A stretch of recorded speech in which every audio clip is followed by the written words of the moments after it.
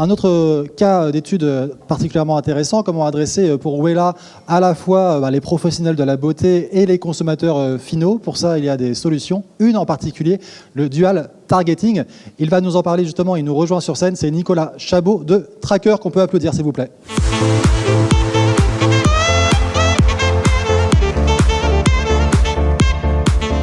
Bonjour à tous, je suis Nicolas Chabot et j'ai le plaisir de travailler avec tous nos clients au niveau global chez Tracker. 2 mots sur Tracker. Tracker, on est une solution logicielle et on accompagne tous nos clients sur leur programme d'influence. On est présent de façon globale, on a des bureaux aux États-Unis, en Europe, en Asie. On travaille avec des grandes marques globales, Adidas, Samsung, L'Oréal en particulier. On aime bien travailler avec des organisations complexes et multimarques et ce qu'on fait, c'est qu'on va leur amener des solutions de workflow sur toute la gestion de campagne et aussi énormément de solutions de mesure. Notre ambition, c'est vraiment d'aider toutes ces organisations globales à optimiser leurs investissements sur le marketing d'influence. Donc, on va amener beaucoup de données sur ces sujets-là. Et on a le plaisir de travailler avec Wella. Wella, c'est ex-Coty Professional. C'est une organisation, une marque de beauté mondiale et qui a la spécificité d'être vendue essentiellement dans des canaux professionnels, chez les salons de coiffure en particulier ou dans les salons de beauté. Et donc, c'est pour ça qu'on voulait parler aujourd'hui avec vous, avec Aurore, de dual targeting. On est à la fois sur du B2B, du B2C. Aurore va vous en dire plus. Malheureusement, Aurore, qui est basée à Genève, n'a pas pu être avec nous aujourd'hui, mais j'ai eu de la chance de pouvoir l'interviewer ces derniers jours pour vous. Et donc, je vous propose d'écouter cet entretien maintenant. À tout de suite. Aurore, est-ce que tu peux nous expliquer, pour la Wella Company, comment est-ce que vous envisagez le sujet du marketing d'influence et quels sont vos investissements sur ces sujets ? Alors moi, j'ai envie de commencer par tricher un petit peu et inverser les rôles. Et j'ai envie de te poser une petite question qui est, selon toi, combien d'influenceurs ont créé du contenu pour les marques de Wella Company l'année dernière ? Alors là, c'est un peu le piège. Alors moi, j'aurais dit 1200, 1500 par mois pour Wella, mais là, tu me dis Wella Company, alors il y a OPI dedans, alors ça va être un peu plus. Ok, du coup, en fait, c'est beaucoup plus parce qu'on arrive à 40 000 influenceurs qui ont créé du contenu pour nous l'année dernière. Donc, c'est un chiffre qui est important et c'est important de aussi remettre les choses dans leur contexte parce que Wella Company, c'est une société qui est relativement jeune parce qu'on va avoir 2 ans le 1er décembre prochain et il y a un portefeuille de marques qui est important. On a Wella Pro, on a OPI, GHD ou même encore Briogeo. Et pour toutes ces marques de notre portefeuille, le côté digital est très important et plus précisément l'influenceur marketing. D'où le chiffre de 40 000 influenceurs qui ont travaillé avec nous l'année dernière et qui, grâce au contenu créé, nous ont permis de susciter plus de 160 millions de réactions sur les réseaux sociaux. Donc clairement, quand on voit ce chiffre, on se rend compte de l'importance de l'influenceur marketing dans nos stratégies et de l'importance de ces créateurs de contenu qui nous permettent de parler de la performance de notre produit de façon pratique, car ils utilisent le produit, mais aussi authentique, car ils nous permettent aussi de partager leur avis sur la performance des produits. Et pour toutes ces raisons, nos dépenses, notre budget en influenceur marketing a augmenté de 25% cette année par rapport à l'année dernière. Waouh, ouais, 25%, c'est énorme, très intéressant. Et oui. Et Aurore, alors Wella Company, c'est aussi surtout des marques professionnelles.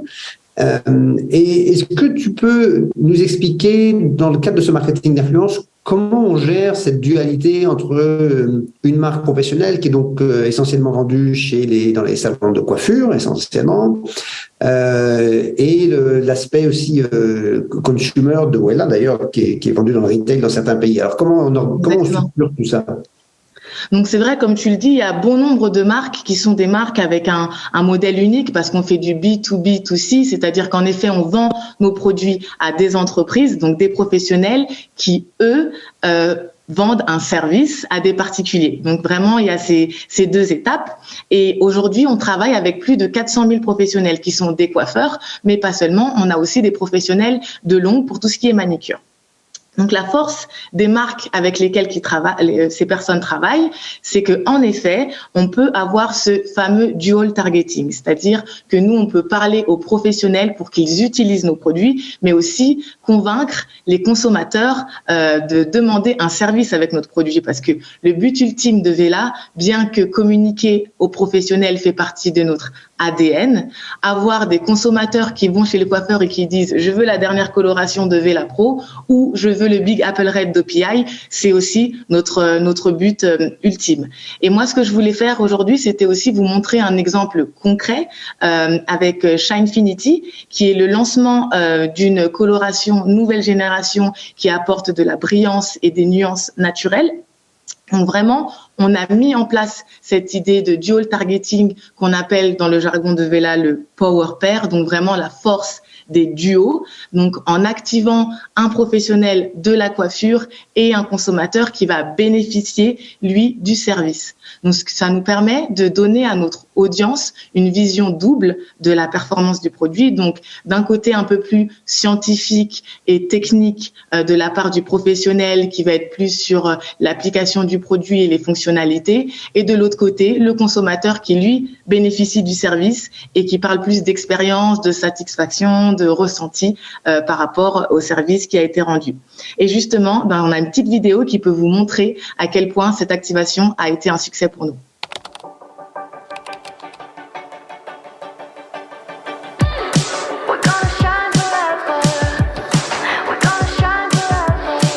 Hey you, I can see that glance in your eyes.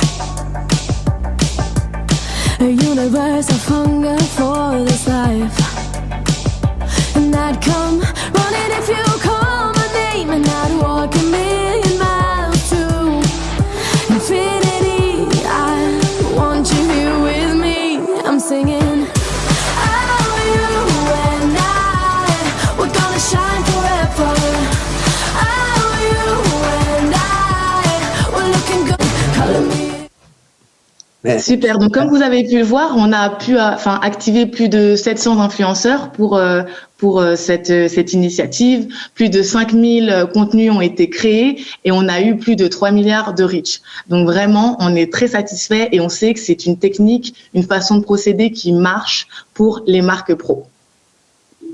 Ouais, assez impressionnant. Alors, j'aimerais parler un petit peu de data aussi et partager avec toi les résultats d'une étude. On a travaillé beaucoup chez Tracker récemment sur la problématique de comment est-ce qu'on augmente l'impact de son programme, comment on augmente la taille de ces communautés. Et en particulier, on a identifié un facteur très important dans le ROI, dans le coût des programmes, qui est ce qu'on a appelé la rétention. Et la rétention, on la calcule en mesurant d'un trimestre à un autre combien des influenceurs qui m'ont mentionné un trimestre me mentionnent aussi au trimestre suivant. C'est vraiment, on appelait ça le retention score. Et ce qui est extrêmement important, c'est que si on a un retention score qui est très bas, ça veut dire que tous les trimestres, il faut qu'on recrute énormément de nouveaux influenceurs pour maintenir la taille de notre programme. Et si on veut l'augmenter, la problématique augmente. Donc, ce retention score est vraiment très lié au ROI du programme. Et quand on a commencé à regarder ça en particulier sur les IS, on a été extrêmement impressionné négativement de constater que la performance des marques de beauté sur ce marché était très basse. On a une performance médiane de 35%. Ça veut dire que pour plus de 50% des marques de beauté aux États-Unis, on a une rétention qui est en dessous de 35%, c'est-à-dire qu'on perd plus des 2/3 de nos influenceurs d'un trimestre à un autre. Et ça, c'est un surcoût énorme pour l'industrie. On ne crée pas de fidélité dans le temps entre les influenceurs et les marques. Alors, on a regardé un peu plus maintenant, mais qui sont finalement les best performers, les best in class. Et là où c'est très intéressant, c'est que quand on regarde les best in class, des gens qui arrivent à avoir un retention score de plus de 60% en moyenne sur l'année. On trouve beaucoup de marques professionnelles et en particulier Wella, avec un taux de rétention de 62%, donc quasiment 2 fois la médiane. C'est vraiment une très belle performance. Alors, j'aimerais que tu nous expliques un petit peu qu'est-ce que vous avez mis en place chez Wella pour réussir à avoir un taux de rétention aussi fort. Tout d'abord, excellente nouvelle, Nicolas. Donc très contente de voir que Vela Professionnel se trouve au-dessus de la moyenne. Donc c'est vraiment le résultat d'un travail de longue haleine de différentes équipes, marketing, communication et digital. Parce que c'est vrai, on a la chance d'avoir des communautés qui travaillent avec nous, qui sont présentes pour nous, qui communiquent au sujet de Vela. À titre d'exemple, on a les Vela Passionistas, donc c'est plus de 500 coiffeurs qui aiment vraiment la marque, qui utilisent les produits et qui postent des contenus au sujet des produits Vela, qui expliquent comment ils les utilisent et la performance des produits. Donc vraiment, ce sont des personnes avec qui nous échangeons quotidiennement par le biais de notre community manager et avec qui nous partageons également des innovations, des petits tips. Donc vraiment, ils font partie de la famille Vela. Et en plus de ça, on a aussi les éducateurs qui, eux, sont des employés Vela et qui ont pour mission d'éduquer vraiment tous les professionnels, les coiffeurs, de donner des tips à propos de nos produits et d'inspirer tous les professionnels de la coiffure. Et bien sûr, il y a les ambassadeurs avec qui nous travaillons, avec qui nous avons des partenariats. À titre d'exemple, Patricia Nicole aux États-Unis, que vous avez pu voir dans l'initiative précédente, ou encore Roméo Philippe, qui ont des millions de followers et qui travaillent avec nous depuis plusieurs années déjà. Oui, tu me disais que même quand vous faites des partenariats comme ça qui sont peut-être plus structurés, on se positionne aussi dans la durée et pas dans le one-shot, n'est-ce pas ? Exactement. Donc le but, c'est vraiment de travailler avec des personnes qui aiment nos marques. Donc dans l'absolu, vraiment, on sait qu'ils vont créer du contenu plusieurs fois selon les utilisations qu'ils ont des produits, mais ce sera pas juste un one shot comme on dit. Ouais, très intéressant. Et alors, évidemment, nous, on est extrêmement fiers chez Tracker de travailler avec Wella, ex-Coty Professionnel, parce que ça fait quelques années qu'on travaille ensemble déjà. Oui. Et ce qui est hyper impressionnant, c'est la trajectoire que vous avez prise pour amener de plus en plus de data dans votre marketing d'influence et la façon dont vous gérez ça et la façon dont vous êtes capable d'intégrer à la fois Tracker et la donnée sur le campaign planning, le campaign measurement, mais aussi, et ça c'est plus récent, comment vous avez intégré notre outil de benchmarking marché pour informer vos stratégies. Est-ce que tu peux nous dire un petit peu plus sur la façon dont vous utilisez les données chez Wella pour nourrir vos programmes ? Donc oui, alors tout à fait, Nicolas, comme je disais au début de notre entretien, vraiment, on a la chance d'avoir le marketing d'influence qui prend une place de plus en plus importante dans nos stratégies digitales. Et la raison pour laquelle c'est possible, c'est justement parce qu'on utilise des tools comme Tracker qui nous permettent de justifier nos investissements et vraiment de voir le retour sur investissement. Donc dans un premier temps, la façon dont on utilise Tracker, c'est pour tout ce qui est discovery. Quand je parle de discovery, c'est dans le cadre d'une campagne, on recherche des profils. Prenons l'exemple de PowerPair que j'ai évoqué plus tôt. On a un coiffeur avec qui on travaille régulièrement, qui est un professionnel, et on souhaite avoir un consommateur qui pourra nous permettre d'élever notre stratégie. Dans ce cas-là, je vais faire une recherche en me disant, je veux quelqu'un qui soit fort sur TikTok, qui a plus d'1 million de followers, qui crée du bon contenu, donc vraiment un bon créateur de contenu, et qui, soyons gourmands, a plus de 10% en termes de taux d'engagement. Donc, Tracker va me permettre de filtrer les profils existants et de voir qui pourrait correspondre pour cette campagne. Donc ça, c'est une première utilisation de l'outil. Une deuxième utilisation que l'on a, c'est pour les campagnes, justement. Une fois qu'on a tout lancé, qu'est-ce qui se passe? Comment est-ce que la campagne marche? Les contenus qui sont créés, quelle est leur performance? L'impression, le reach et toutes sortes de données qu'on peut avoir sur la plateforme qui nous permettent aussi, nous, de revenir auprès des équipes et de justifier l'investissement que nous avons fait sur les campagnes et avec les influenceurs avec lesquels nous travaillons. Et le dernier point, qui n'est pas des moindres, c'est vraiment tout ce qui est la performance par rapport aux autres intervenants dans la catégorie, par rapport à nos concurrents. Donc c'est vrai qu'on est heureux de voir la performance de nos propres campagnes et le retour sur investissement. Mais le but, comme je vous ai dit en début de session, c'est que tous les consommateurs arrivent chez le coiffeur et demandent Vela, et que en allant chez la manicure, on demande OPI. Donc clairement, on a envie de voir notre performance par rapport à la concurrence. Oui, et la part de voix reste un indicateur hyper important dans ce sens-là. Merci beaucoup, Aurore. C'était très intéressant. Et puis, félicitations à toutes les équipes Wella pour la façon dont vous avancez sur ces sujets. Merci beaucoup, ce fut un plaisir.